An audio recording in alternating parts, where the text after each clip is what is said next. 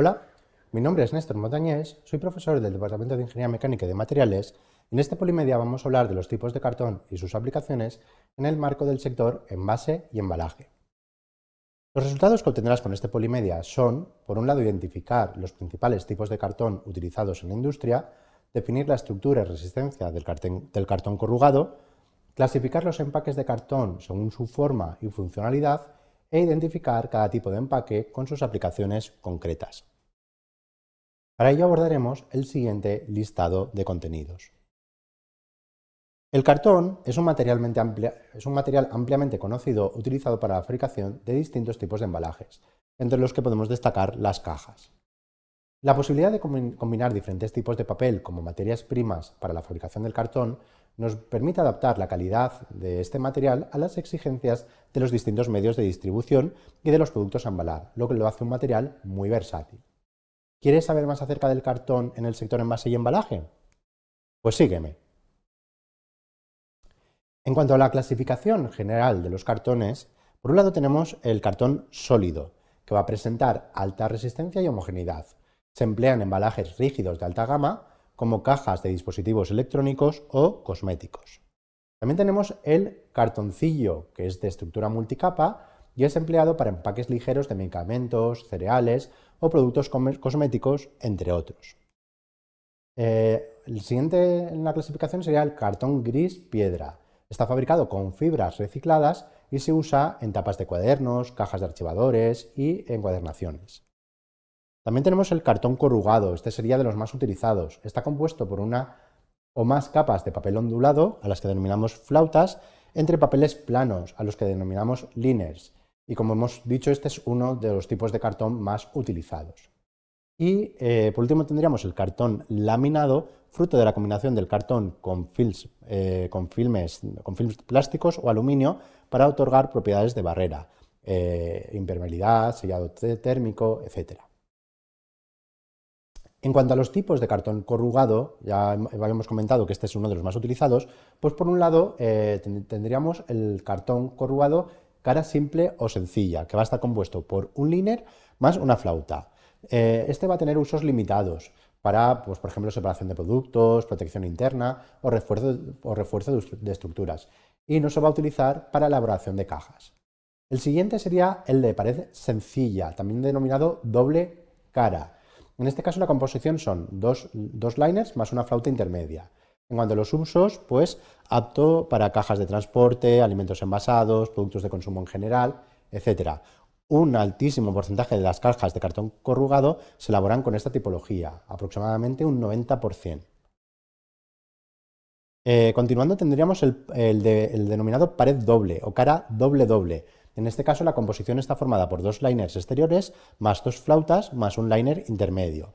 Los usos pues, serían embalajes industriales, para exportación y para productos frágiles o pesados. Va a ofrecer mayor resistencia a la compresión y al impacto. Y por último tendríamos el de pared triple, que va a estar compuesto por 3 flautas y 4 liners. Los usos específicos serían maquinaria pesada, piezas metálicas o productos a granel como granos o químicos sólidos. Es poco común por su coste y porque la fabricación suele estar bastante limitada. En esta imagen podemos ver una representación gráfica de estos tipos de cartón corrugado que habíamos comentado. El de cara sencilla, que estaría compuesto por 2 papeles, el de pared sencilla, tendríamos 3, el de pared doble, 5 papeles, 2 de los cuales serían las flautas, y el de pared triple, que tendríamos esos 7 papeles. En cuanto a los tipos de flauta u onda, existen 4 tipos principales de configuración de estas flautas, de este papel acanalado. Por un lado tenemos la flauta A. Esta va a presentar mayor grosor y excelente amortiguación y también una alta resistencia vertical.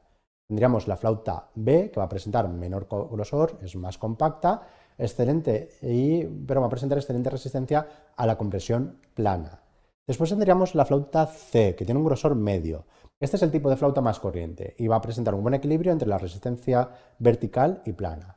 Y por último, la flauta E. Esta es muy fina y es ideal para empaques ligeros, de presentación atractiva o empaques que están personalizados. La combinación más común pues sería el formar una caja con la flauta B más C, que en este caso el cartón sería un cartón de pared doble, y este tipo de caja es muy utilizada en la logística y en la distribución. La flauta B va a mejorar la rigidez exterior y la C la resistencia interna. En cuanto a los diferentes empaques de cartón, pues por un lado vamos a tener las cajas plegadizas. Estas van a estar fabricadas con cartoncillo, son plegables, livianas y pueden ser impresas. En cuanto al uso, pues envases primarios como medicamentos, alimentos procesados, cosméticos, pero también como empaques secundarios, como por ejemplo las bandejas expositoras. Después tenemos los tubos y empaques cilíndricos.